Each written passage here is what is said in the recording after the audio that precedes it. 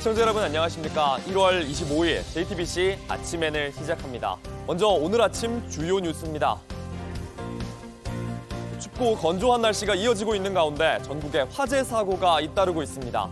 광주 쌍촌동에서는 주택에서 난 불로 노인 2명이 숨지거나 다쳤고 냉동창고에서도 불이 났습니다. 우크라이나인 포로를 태운 러시아 수송기가 추락하면서 포로를 포함한 탑승자 74명이 모두 숨졌습니다. 러시아 측이 미사일에 격추됐다고 주장하는 가운데 사고 원인은 조사 중입니다.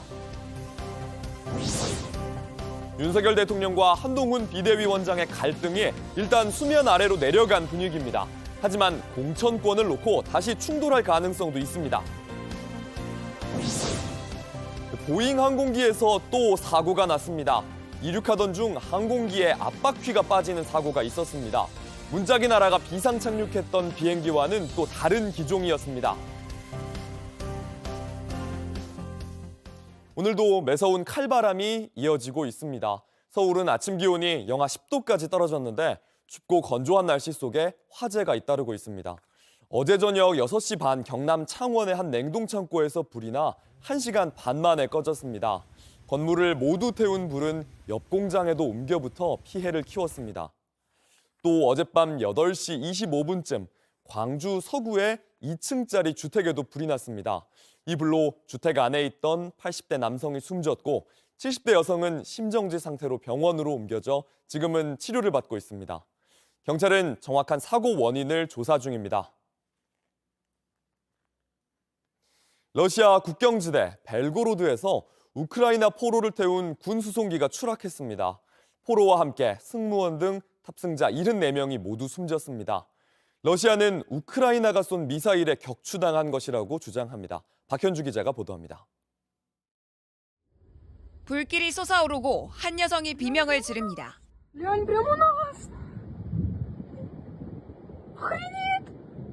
검은색 연기가 하늘 위로 피어오릅니다. 러시아 국경지대 우크라이나 포로가 탄 군수송기가 추락한 겁니다. 이날 오전 벨고로드 지역엔 미사일 경보가 발령됐습니다. Второй был взрыв слышнее, потом мы все выбежали, даже врач посмотрели, может, помощь нужна была, далеко за деревней упал. 이 비행기엔 포로 교환을 위해 이송 중이던 우크라이나 병사 65명이 타고 있었습니다. 이들을 포함해 탑승자 74명 전원이 사망했습니다. 러시아 국방부는 우크라이나 소행이라고 주장합니다. Радиолокационными средствами ВКС России наблюдался пуск 2 украинских ракет. На борту самолета находилось 6 членов экипажа, 65 украинских военнослужащих для обмена и 3 сопровождающих их российских военнослужащих. 로디온 미로시니크 러시아 외무부 대사는 우크라이나가 야만적 행위를 저질렀다며 합의를 어기고 그들의 동료 시민을 제거했다고 말했습니다. 이에 볼로디미르 젤렌스키 우크라이나 대통령은 추락 사고는 우리 통제 범위를 벗어난 러시아 영토에서 일어났다면서 국제적 조사가 필요하다고 밝혔습니다. JTBC 박현주입니다. 미국 보잉 여객기에 또 아찔한 사고가 났습니다. 이번엔 이륙 준비를 하다가 비행기 동체에서 압박퀴가 빠져버렸습니다. 최근 보잉 항공기에서 안전사고가 잇따르는데 대한항공도 보유 기종들을 대대적으로 살펴보기로 했습니다. 로스앤젤레스에서 홍지은 특파원입니다. 현지 시간 20일 오전 11시 15분 미국 애틀랜타 하츠필드 잭슨 국제공항에서 170여 명을 태운 델타 항공 여객기가 이륙을 준비합니다. Tower, the 75 on the runway just lost a nose tire. 한 조종사의 다급한 경고 교신이 이어지고 Roger that. We're talking to company right now, trying to get a tug out here, tug us in. 이 여객기는 애틀랜타에서 출발해 콜롬비아 보고타로 갈 예정인 보잉 757 기종이었습니다. 다행히 다친 사람은 없었습니다. 최근 보잉사가 제작한 여객기 사고는 끊이지 않고 있습니다. 비행 중 비상구 덮개가 뜯겨 나가는가 하면 이륙 직후 엔진에 불이 나 비상 착륙했습니다. 보잉 최고 경영자는 보잉 항공기의 안전성을 거듭 강조했습니다. We feel safe airplanes, our people do. We have confidence in the safety of our airplanes, and that's what all of this is about. And we fully understand the gravity.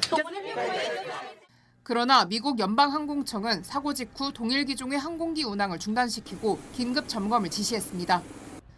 대한항공은 보유 중인 보잉 737-900ER 기종 6대에 대해 특별 점검을 할 계획입니다. 로스앤젤레스에서 JTBC 홍지은입니다. 미국 공화당의 뉴햄프셔 대선 경선 트럼프의 승리로 끝났습니다. 이에 맞서는 민주당의 바이든 대통령은 본격적으로 리턴 매치를 준비하는 모습입니다. 일단 미국 최대 규모 자동차 노조의 지지를 얻으면서 시작했습니다. 워싱턴 김필규 특파원입니다. 전미 자동차 노조가 이번 대선에서 조 바이든 대통령을 지지한다고 선언했습니다. Joe Biden bet on the American worker while Donald Trump blamed the American worker. So if our endorsements must be earned, Joe Biden has earned it. 노조는 전통적으로 민주당 지지층이지만 지난 2016년 대선은 달랐습니다. 상당수가 공화당의 트럼프로 돌아서면서 클린턴 후보가 패하는 주요 원인 중 하나가 됐습니다. 이 때문에 바이든 대통령은 노조 파업장을 지원 방문하는 등 공을 들여왔습니다. 이날도 워싱턴에서 열린 노조 행사장에 모습을 드러냈습니다. Wall Street didn't build America, the middle class built America, and unions built the middle class. Look, I kept my commitment to be the most pro-union president ever. I'm proud you have my back. Let me just say I'm honored to have your back and you have mine. That's the deal. 뉴햄프셔 프라이머리가 열린 전날 바이든 대통령은 트럼프를 자신의 상대로 콕 집어 본격적인 공격에 들어갔습니다. 아직 헤일리 후보가 공화당 경선에 남아있지만 트럼프가 공화당 후보가 될 게 확실시된다면서 민주주의에 이보다 큰 위험은 없다는 성명을 냈습니다. 또 버지니아에서 열린 낙태권 보호 행사에 참석해 트럼프가 미국인의 자유를 빼앗았다고 비난했습니다. 백악관 핵심 참모 2명이 선거 캠프로 파견되는 등 앞으로 바이든 대통령의 일정은 트럼프 전 대통령과의 리턴 매치에 집중될 전망입니다. 워싱턴에서 JTBC 김필규입니다. 윤석열 대통령과 한동훈 국민의힘 비대위원장. 두 사람 사이의 충돌은 일단 숨고르기에 들어간 모양새입니다. 갈등을 일으킨 김건희 여사의 명품백 의혹이 여전히 불씨로 남았는데 이르면 이달 중에 윤 대통령이 입장을 밝히는 방안이 검토되고 있습니다. 국민의힘은 최대 50곳에 전략 공천을 하겠다고 했는데 두 사람 공천 과정에서 다시 부딪힐 가능성이 크다는 전망이 나옵니다. 박유미 기자입니다. 화재 현장을 함께 방문하며 화해하는 장면을 보여준 두 사람. 하지만 갈등이 촉발된 계기가 된 문제들엔 달라진 입장이 없었습니다. 김건희 여사 관련 국민 걱정 많다고 하셨었는데 제가 오늘은 딱 지난번 했던 말 그대로다라는 걸로 대신하겠습니다. 김경률 비대위원의 사퇴가 승부 전략이 될 수 있다 이런 주장에 대해 어떻게 보실까요? 저는 그런 얘기를 들은 바가 없습니다. 국민의힘 공천관리위원회는 김경률 비대위원의 출마 지역인 서울 마포를 우선 공천, 즉 전략 공천이 가능하도록 길을 열어줬습니다. 최근 선거에서 3회 연속 패배한 지역을 기준으로 정했는데 영입 인사인 이수정 경기대 교수의 수원정, 또 한 위원장이 무게를 실어준 원희룡 장관의 인천 계양을 등이 포함됩니다. 전략 공천이 가능한 곳은 수도권 같은 험지뿐 아니라 현역 의원의 불출마 지역도 해당됩니다. 국민의힘 텃밭인 영남 지역 등을 포함해 언제든 한 위원장의 영입 인재와 용산 참모, 검찰 출신 인사들을 두고 두 사람의 갈등이 다시 촉발될 가능성이 있는 겁니다. 지금 남은 건 그거보다 더 중요한 공천 문제가 남아있다는 겁니다.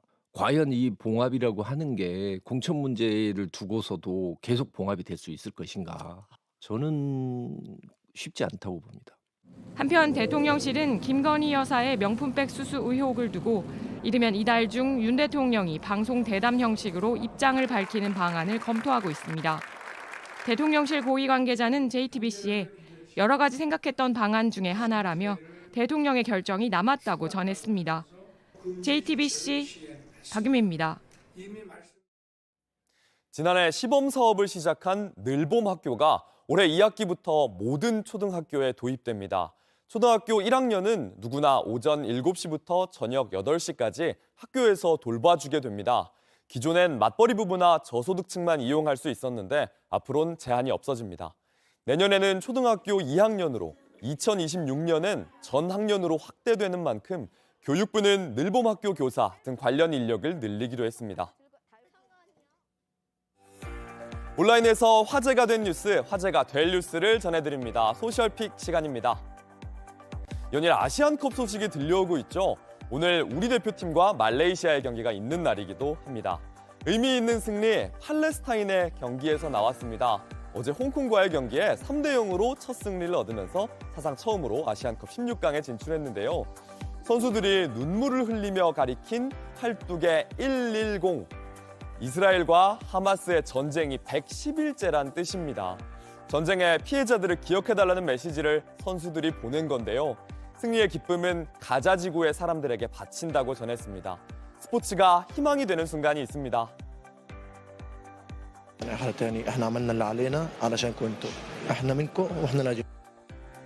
요즘 정말 너무 춥습니다. 미국은 북극 한파에 시달렸고 우리도 여전히 춥죠. 이런 날씨 동물들은 어떻게 견디고 있을까요? 얼어붙은 물가로 다가가 보니 저기 악어가 잠들어 있습니다.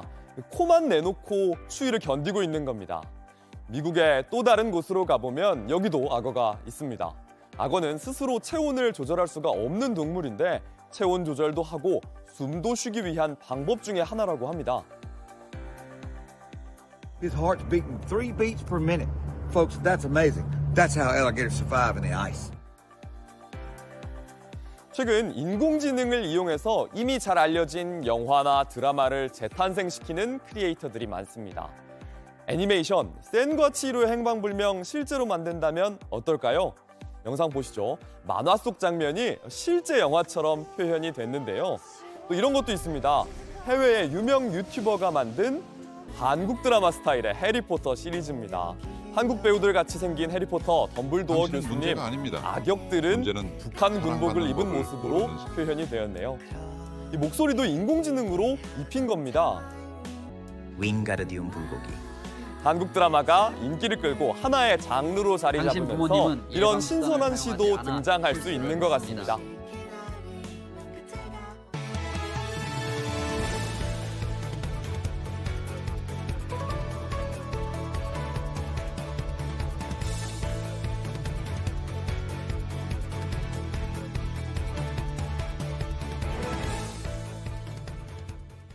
포스코 홀딩스 임원들이 전세 헬기까지 동원한 호화 해외 출장 의혹으로 경찰 수사를 받고 있습니다. 그런데 저희가 취재해보니 KTNG 역시 매년 사회이사들이 해외에 업무 시차를 간다며 관광을 즐겨온 걸로 파악이 됐습니다. 이들은 유명 관광지를 돌고 크루즈 여행을 하고 열기구도 탔습니다. 박준우 기자입니다. 바닷가에 식당이 들어서 있습니다. 기념품을 파는 가게도 보입니다. 튀르키예 이스탄불 인근 유명 휴양지인 부유가다 섬입니다. KTNG 사회이사들이 해외 출장 시 방문한 곳입니다. 취재진이 입수한 KTNG 전 현직 사회이사들의 해외 출장 관련 문건입니다. 지난 2012년부터 최근까지 해외 출장 기록이 담겨 있습니다. 업무 시찰을 한다며 KTNG의 해외 법인이 있는 나라에 갔습니다. 특히 튀르키예를 자주 방문했는데 짧게는 8일, 길게는 12일 일정이었습니다. 출장 일정표를 보면 법인장 보고를 받은 날 빼면 나머지는 대부분 관광입니다. 시내를 시작으로 부유가다 섬에서 마차 투어를 즐기고 보스포러스 해협 크루즈도 탔습니다. 지난해 한 현지 기사는 카파도키아에서 열기구도 탄 것으로 파악됐습니다. 법인이 없는 다른 나라를 경유할 때도 많았습니다. 2014년에 한 전지 기사는 이태리 로마와 밀라노에 들러 5일 동안 개별 일정을 소화한 뒤 튀르키예로 넘어갔습니다. 2019년 러시아 모스크바 법인 시찰에 나선 모 이사도 이태리 카타니아와 나폴리에 먼저 들러 개별 일정을 진행했습니다. KTNG는 개별 일정이 껴있을 경우 항공권과 숙박료는 사회이사 개인이 냈다고 설명했습니다. 하지만 문건에는 개별 일정 기간 숙박비와 매일 $500씩 일비도 그대로 받은 걸로 나타났습니다. JTBC 박준호입니다. 바다에서만 쓸 수 있는 기름, 해상유를 야금야금 빼돌린 기름도둑 일당이 붙잡혔습니다. 환경오염 때문에 육지에선 쓸 수가 없는데 빼돌린 기름은 싼 값에 전국으로 팔려나갔습니다. 18억 7천만 원어치였습니다. 최지우 기자입니다. 경기 평택항입니다. 유조선이 떠 있습니다. 밤이 되자 유조선에 있던 해상유를 옮겨 담은 유조차가 빠져나옵니다. 공터에 도착하자 누군가가 호스를 꺼내 저장고에 꽂습니다. 이게 이제 밸브를 여는 거예요. 칸이 여는 것마다 4칸짜리인지 5칸짜리인지 출구에 나오는 거야. 경찰은 2021년 8월부터 지난해 9월까지 평택항과 인천항에 정박한 외항선을 대상으로 해상유를 빼돌린 혐의로 유조선 선장 등 36명을 붙잡았습니다. 이들은 흔들리는 배에서는 급유량을 정확히 확인하기 어렵다는 점을 노렸습니다. 유조선은 외국 배에 넣을 기름을 몰래 조금씩 남긴 뒤 창고에 모았습니다. 이렇게 지난 2년 동안 224만 리터, 18억 7천만 원어치 기름을 훔쳤습니다. 제가 서 있는 이 땅 아래에는 일당이 기름을 빼돌려두던 유조 탱크가 있습니다. 아직 기름이 4만 리터 넘게 남아있는데 지금은 경찰이 봉인해둔 상태입니다. 일당은 빼돌린 기름을 난방연료 등으로 시세보다 30% 싸게 팔았습니다. 해상유는 대기오염 우려 때문에 육지, 특히 수도권에선 사용할 수 없게 돼 있습니다. 기준치가 0.3 미만으로 수도권을 사용을 하게끔 그렇게 해놨는데 본건의 이 해상유는 황함유량이 0.5가량. 경찰은 절도를 주도한 유조선 선장 등 3명을 구속했습니다. JTBC 최지우입니다. 유언장을 미리 써보고 지난 삶도 돌이켜보는 이른바 웰다잉에 대한 관심이 커집니다. 잘 사는 것만큼 존엄하게 잘 가겠다는 사람들의 이야기에 밀착 카메라가 따라가 봤습니다. 송우영 기자입니다. 30여 명이 강의를 듣고 있습니다. 자신의 영정 사진을 만들고 앞쪽 보시고 사진 찍겠습니다. 유언장도 미리 써봅니다. 잘 살아왔다고 생각했는데 막상 가려니 후회만 밀려오는구나. 이렇게 갈 줄 알았으면 더 잘했을 텐데. 그동안의 삶도 되새겨봅니다. 다윤아, 연서야, 아빠가 남겨준 게 없이 떠나서 미안해. 물질적으로는 남겨준 게 없지만 아빠는 너희가 바른 사람으로 성장하도록 많이 노력했어. 충남 천안의 한 대학에 있는 웰다잉 센터입니다. 어떻게 죽음 준비 하나 없이 저승으로 이사 가시려고 하십니까? 좀 어떤 거는 꼭 준비하시고 세상을 떠나셔야 되지 않겠습니까? 수십 개의 관들이 놓여 있습니다. 영정 사진을 찍고 유언장도 작성한 사람들은 이 수의를 입고 들어가서 직접 임종 체험을 하게 됩니다. 관 뚜껑이 닫히고 어둠 속에서 눈을 감습니다. 오늘 여러분들이 입관 체험을 하게 되는 이유, 후회되는 게 무엇인지 한번 느껴보고 또 나의 죽음을 바라보는 이런 생각을 해보는 거예요. 관 속에 막상 들어가 보니까 진짜 껌껌하고요. 이렇게 손도 필 수가 없더라고요. 욕심이라든가 이런 게 다 부질없구나 이런 생각이 들더라고요. 죽음에 대한 진지한 고민을 하게 된 시간이었습니다. 구급대원으로서 많은 죽음을 보게 되고 나는 더 의미 있는 죽음을 맞이하고 싶다는 생각이 들어서 참가하게 됩니다. 이렇게 최근엔 잘 죽는 것, 이른바 웰다잉에 대한 관심이 부쩍 늘었습니다. 연명 치료를 하지 않겠다는 사람도 많아졌습니다. 다리 끄고 죽인지 끄고 뭐 그런 거 봐봐. 얼마나 가슴 아픈가. 자식이 그걸 봐봐. 그래 않고 요양원에 안 가고 곱게 가시면 좋겠어. 이렇게 연명 치료를 받지 않기로 서명한 사람은 최근 200만 명을 넘었습니다. 혈액 투석을 안 받겠다라고 의사를 표명하신 거고요. 그다음에 말기 암일 경우 항암제 투여도 받지 않겠다라고 하는 겁니다. 이렇게 연명 치료를 받을지 말지 미리 결정하거나 임종 체험을 해보는 사람들도 늘고 있습니다. 죽음도 잘 맞이하려면 준비가 필요하다는 인식이 커지고 있기 때문입니다. 밀착 카메라 송우영입니다. 우리에겐 말없이 노쇼로 떠났던 호날두가 같은 일이 벌어진 중국에선 사과했습니다. 하지만 친선 경기 전날의 일방적인 취소, 중국 팬들의 분노는 쉽게 사그라지지 않고 있습니다. 이날 무슨 일이 있었는지 정수아 기자가 알아봤습니다.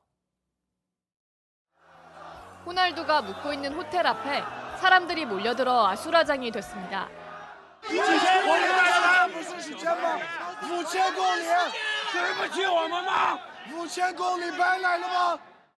호날두가 속한 알나스르가 중국에서 친선 경기를 하기로 했는데 하루 전 돌연 취소했고 성난 팬들이 모여든 겁니다. 알나스르는 통제할 수 없는 이유로 경기가 연기됐다고 소셜미디어로 설명했을 뿐입니다. 석연찮은 해명이 오히려 더 큰 분노를 불러냈습니다. 결국 호날두가 중국 팬들 앞에 직접 나섰습니다. For me, today is a sad day because I want to say sorry to the Chinese fans, especially in Shenzhen. 호날두는 최근 허벅지 뒤 근육을 다친 걸로 알려졌습니다. 22년의 선수 생활 동안 부상이 많지 않았는데 경기를 할 수 없어 슬프다며 이해를 바란다는 입장을 전했습니다. This is my second home. We want to be back here to your country. 일방적인 경기 취소. 그래도 이번엔 호날두가 나서 사과를 하긴 했습니다. 5년 전 유벤투스 소속으로 한국을 찾았을 땐 벤치만 지키다 1분도 뛰지 않았고 별다른 말 없이 떠났습니다. 알나스르는 주최 측과 상의해 경기 일정을 최대한 빨리 잡겠다 밝혔지만 중국 팬들의 분노는 쉽게 사그라들지 않고 있습니다. JTBC 정수입니다. 끝으로 날씨입니다. 목요일인 오늘 전국이 대체로 맑은 가운데 강추위가 이어지겠습니다. 낮 최고 기온은 전국이 영하 2도에서 6도로 어제보단 기온이 오르겠습니다. 계속되는 한파, 이제 내일부터는 점차 누그러질 걸로 예상됩니다. JTBC 아침 N을 마칩니다. 내일도 7시 반에 아침을 열겠습니다. 시청해주셔서 감사합니다.